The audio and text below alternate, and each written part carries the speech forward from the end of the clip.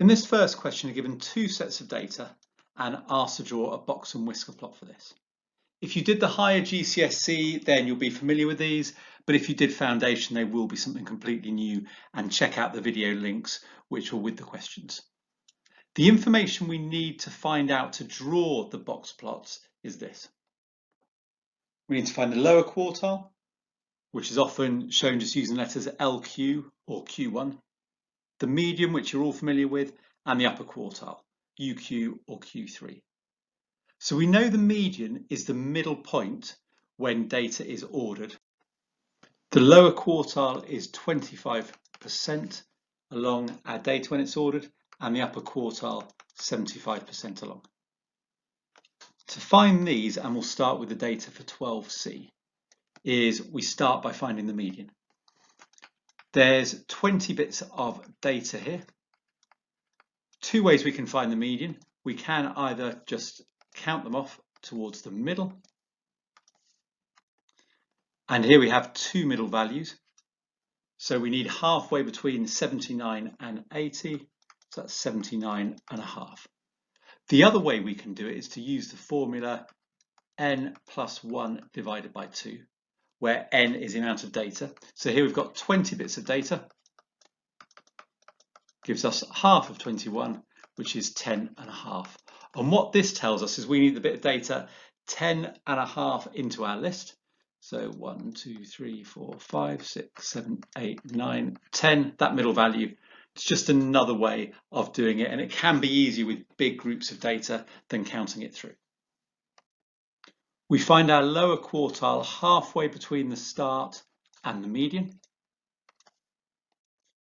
Again, there's two middle values here, so we need the value that's halfway between those.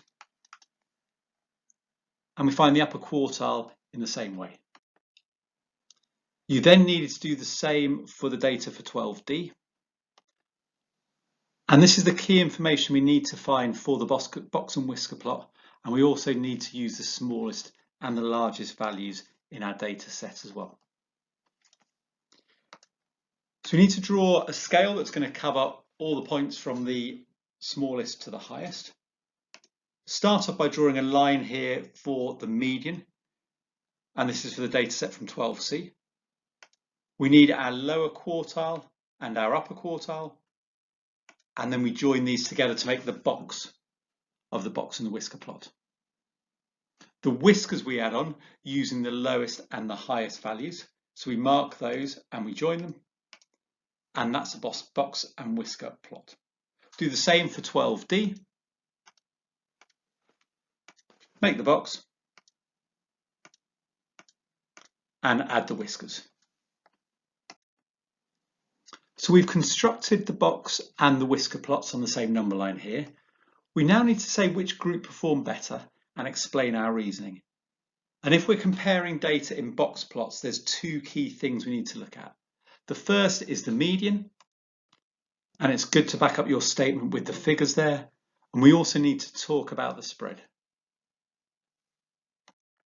And a really useful way to look at that is to look at the interquartile range, which we use the initials IQR to represent, and that's the difference between the lower quartile and the upper quartile. So from comparing both those aspects of our box plots, we can see that Group D had the better performance on the assessment. We're given data here about a taxi driver's journeys. It's a grouped frequency table because here we're given the length of the journey in miles in groups. So like this one is more than 0 miles and less than or equal to 1 mile. To draw a cumulative frequency graph, the first thing we need to do is to calculate the cumulative frequency, and that means we're just adding up the frequency as we go. So starting with the shortest journey, we've just got 38 journeys here so far. Moving up to the next group, we've got 38 plus 30, so 68 is our cumulative frequency, the total we're adding up. We then add 21 for our next total, and so on. And when we've got to the end of this, we should find our final value, which is the total frequency, should match the information here in the question. We then need to draw axes and label these for our journey. And we need to be careful where we plot the information on here. So for this first group from 0 to 1 mile, now we don't know how many of these journeys were half a mile or 3/4 of a mile, but what we do know is by the time we get to 1 mile in journey length, 38 journeys have been made. So on the axes, we're going to put 38 where it's 1, and given our scale, we'll estimate and put the plot there. So we always plot our points at the upper end of the interval from the table. And we need to do that for all values. And just be careful to keep an eye on the interval size as you go. The next interval here isn't just going up by 1 mile, it's going up by 2. So I need to put the cumulative frequency at the top end of that at 6 miles. And for the last one, by the time we get to 10 miles, all 120 journeys have been made. I then need to join these points up with a curve.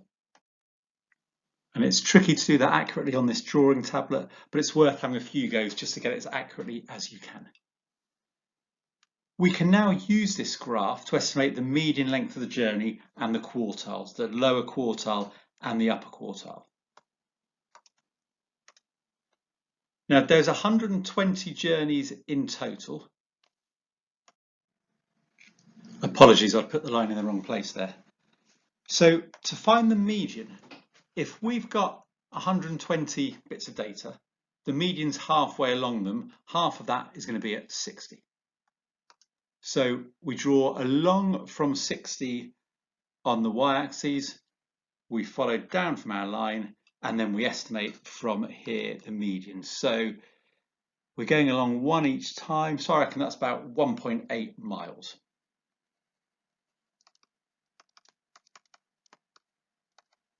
We do the same for the quartiles. So for the lower quartile, a quarter of 120 is 30.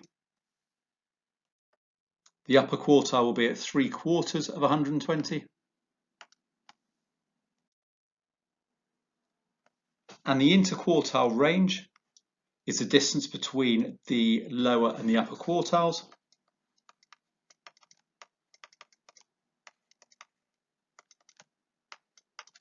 So that gives us 2.3 miles.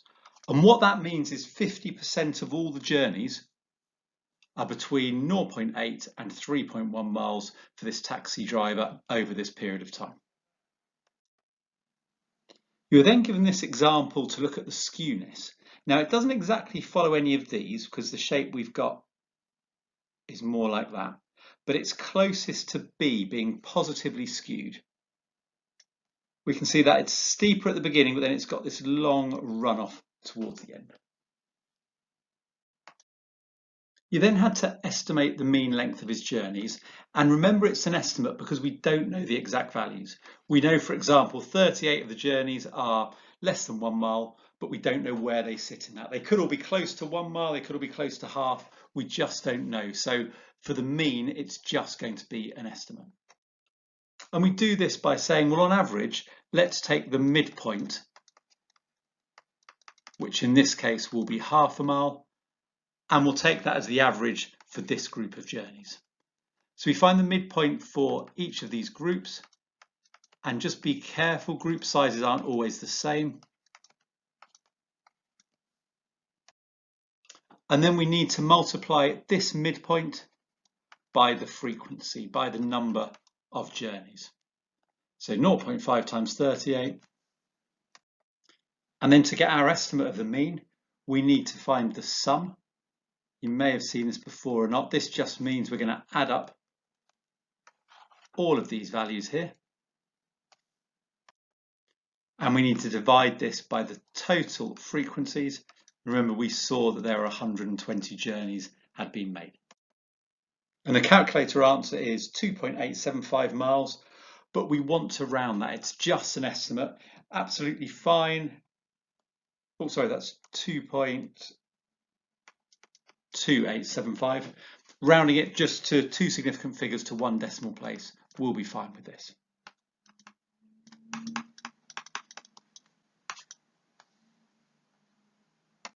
Question 3 is all about interpreting box plots. And remember, this represents the median, the lower quartile, and the upper quartile. So the interquartile range is the upper quartile, take away the lower quartile, and the range is the difference between the lowest and the highest values. The video you're asked to watch was one way of looking at outliers and deciding if a point can be regarded as an outlier or not, and there are other ways to do that as well. What it said was you needed to find the interquartile range, times this by 1.5. So in our instance here, we get 13.5. And outliers would be more than this away from the lower quartile or the upper quartile. So with the lower quartile, if we take it away from that value, now any values less than 12.5 would be outliers. The lowest we've got here is 15, so there's no outliers in the bottom end of the range of the data. Using the upper quartile, which is 35, we add on our 1.5 times the interquartile range, which gives us 48.5. Any values greater than 48.5 can be regarded as outliers. And because this goes up to 55 here, some of the times can be regarded as outliers. And this means we wouldn't usually use them in any further statistical analysis. Again, you're asked to look at skew. So on the example we've got here, we can see that the median is to the left of the box, same as it is here. So the box and whisker plot we've been shown has got right skew. Question 4 was another question on cumulative frequency and then going on to estimate the mean. So first thing we had to do was find out the cumulative frequency. And remember, we do this just by adding up the frequency as we go. So at this point, we've just got 34. We then need to add 153 on, and so on. And we can check that the total of all the frequencies we've got here, the final cumulative frequency, should equal what we're being told here. We then need to draw suitable axes and carefully plot the points. And remember, with this, we add them at the upper end of our interval. So this is 0 to 5 minutes. So we're going to put that value in for 5 minutes. Then we can join them up with a curve. And we can now use the curve to find our median and the quartiles as well. Remember, the median is halfway along the data, so at half of 480.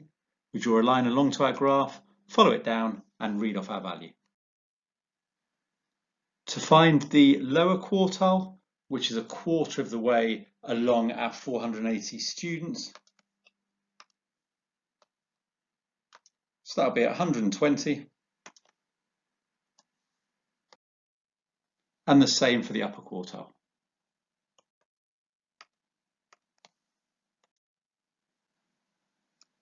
And then using this, we can find the interquartile range. Remember, that's just the difference between the lower and the upper quartiles. And it's key to remember what this means. This means that half of the journeys are between these two times.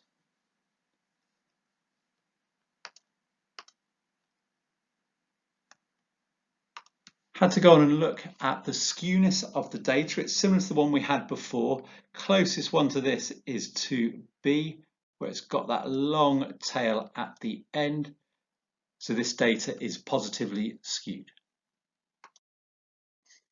Then had to estimate the mean distance again. Remember, the first thing is we find the midpoint of our grouped intervals here. And be careful to check the size of them. So this last interval here is a 20-minute difference, whereas the first ones are just 5. So make sure you watch out for that. We then need to do the midpoint times the frequency, so 2.5 times 34, and calculate this for each interval. And then to find the mean, we need the total of all these values. And remember, you can use the shorthand for this, the sum of m times f. And we need to divide that by the total frequency. And we can use this symbol for the sum of frequencies. And there were 480. Calculator answer comes to this, but remember this is an estimate. We don't know, for example, in this first group, how long the journey was for those 34 students. We just took the midpoint as an estimate for that. So it'd be a bit daft to leave our answer to this level. If we round it just to two significant figures, so that would go to 15 minutes, that's absolutely fine. And sometimes in core maths questions, you will lose marks if you leave things without being rounded, without showing that understanding of what the question's asking for and what's a sensible level of rounding. Hopefully you remembered about stem and leaf diagrams from GCSE work. The reason where the name comes from is this is thought of as the stem and these are the leaves going across here. A really important part is the key, which shows us what it represents. So if this represents 23, this represents 58, this 0 here represents 1, and so on. First things you had to do were to find a couple of averages from here. The mode is just the most frequent. So we're looking for the most frequent bit here. There's 3 7s there. I can't see 3 or more of any other number. So remember thinking about our key. So that just means 7. So the mode is 7. The median, as we've seen in previous questions, is the middle number. And the data is already in order for us. So we're told there's 28 students. We can either go through and cross off from top and bottom. And here we can see two middle values, which are 12 and 13. So halfway between them, it's just 12.5. It is quite long-winded and easy to make a slip like that. Remember, our shortcut is we just add 1 to the total number and then we halve it. So this tells us we need the 14.5 bit of data. So if we count through, it shows us this is the median here, so halfway between 12 and 13. So that's a much quicker way if you can remember to add 1 to that. Then have to identify the type of skewness. Now, from the examples I gave you here, the symmetric data, you can kind of see where it gets its name from. But the right skewed and left skewed look a bit strange like that. But if we just flip that round, then we can look at them again. So the symmetric follows that kind of fairly symmetrical shape. The right skewed, we can see it has this long tail going to the right, which is where it gets its name from. The left skewed has got the long tail going off to the left. So here we've got this one, it's right skewed.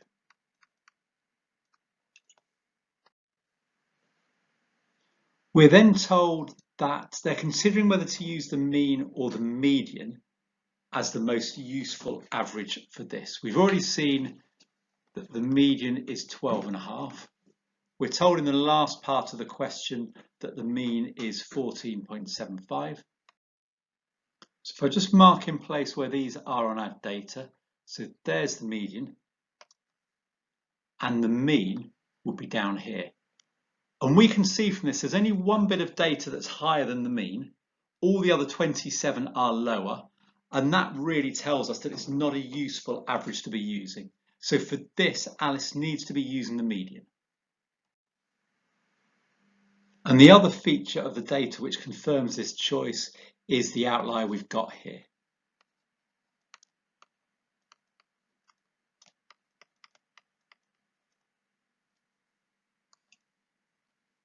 Then told the mean number of text messages is 14.75. If each message costs 10 pence, you can tell it's an old question, find the total cost of all these messages. Now, we could go through the data and say, well, one person did 1, and another person did 1, and another person did 3. We could go through and add those all up and then find the total and times that by 10p. But a much quicker way is we know that the mean number is 14.75. We know there are 28 students. So if we multiply these together, that gives us 413 text messages sent in total. And it makes sense, that's a whole number, it's not an estimate here. So each one of those is 10p. And if we maybe do that in pounds, it'll save us a bit of a step. So the total cost is £41.30. Here we had to find the median and the interquartile range. So reading off the graph here, halfway through the values for 300 gives us the median. A quarter of the way up will give us the lower quartile. And 3/4 of the way up will give us the upper quartile. And remember, the interquartile range is just the difference between these two values.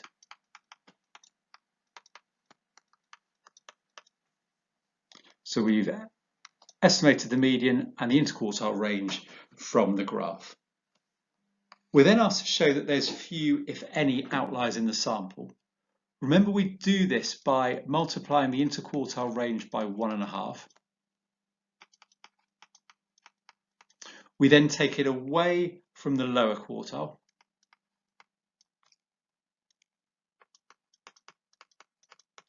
And if there's any values that are less than that, they can be considered outliers.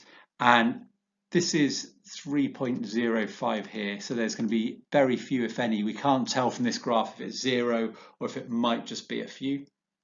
The upper end, we go to the upper quartile and we add this value, 1.5 times the interquartile range. And we can see that goes off the scale here. So there's no high values which are outliers. There might be some lower down, and we need to clearly state that. The last part of this question is the trickiest. So supposing an outlier is identified, discuss whether it should be excluded from any further analysis. Now, in a real life situation, the first thing you do is look at the original data and see if it's wrongly recorded. For example, if someone has recorded it as 39, now it doesn't get to that temperature in the UK anyway, you can be pretty sure that was a recording issue and it should have been done as 3.9. So first of all, check that. We also need to be aware, if it was an outlier, that it could have a significant impact. If the food in the fridge was high risk, such as raw meat, then it could make it unsafe if it was at the wrong temperature. So in different situations, you need to think about the real life significance and to also think about the reason for collecting data. On a maths front, the simple answer is yes, it should be excluded from further analysis. Because although it wouldn't affect the median, the middle value would still stay the same, it would affect the mean and other measures of spread, such as standard deviation, which we'll go on to later in the year. So we then had to use this table to calculate an estimate of the mean, but there's obviously some gaps that we had to fill in first. And to do that, we've got to use the cumulative frequency graph. So for this first interval, which goes up to 3.4 degrees, we can see from the graph here that that is 25. Frequency is 25 for that. That's the cumulative frequency. It's also the first hour interval, so that's the frequency just for that part. For the next bit, the interval went up to 3.8. So we can see the cumulative frequency at that point is 150. To find out the frequency just for this interval, we've got to take away the 25. We're then given the next values, so we can just add these on.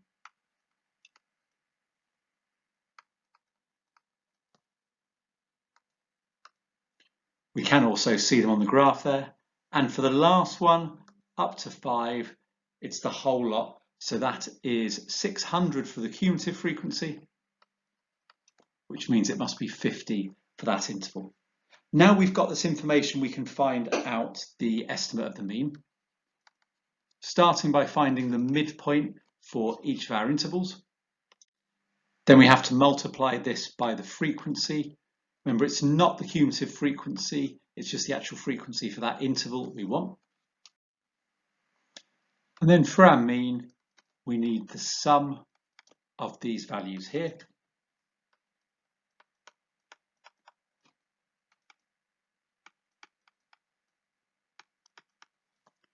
Divided by the total frequency. We get a calculator answer of this. We've got to think about rounding it. It's just an estimate. 2 significant figures is fine. So our estimate for the mean will be 1.4 degrees to 2 significant figures.